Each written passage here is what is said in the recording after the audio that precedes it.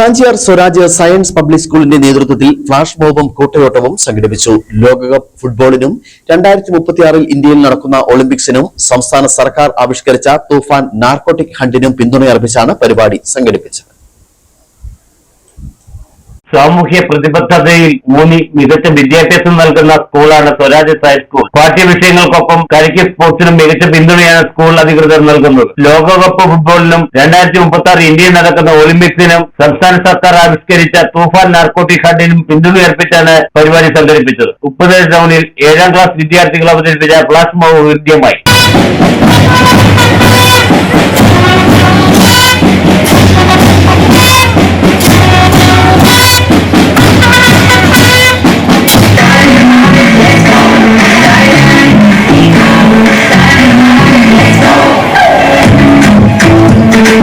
കൂട്ടയോട്ടത്തിനുള്ള Olympics lamp Dronacharya KP Thomas തെളിയിച്ചു. Upputhala CI Faisal flag off ചെയ്തു.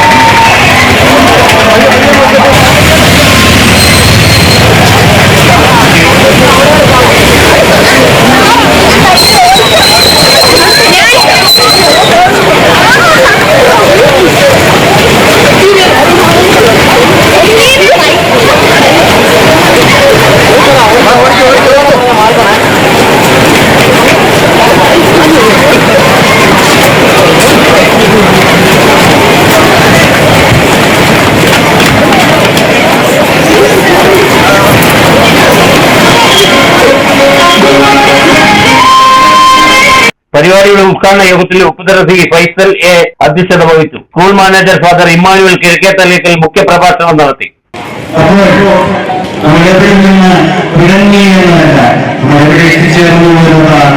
പ്രധാനപ്പെട്ടത് എന്ന് ഈ ഒളിമ്പിക്സ് ദിനത്തിൽ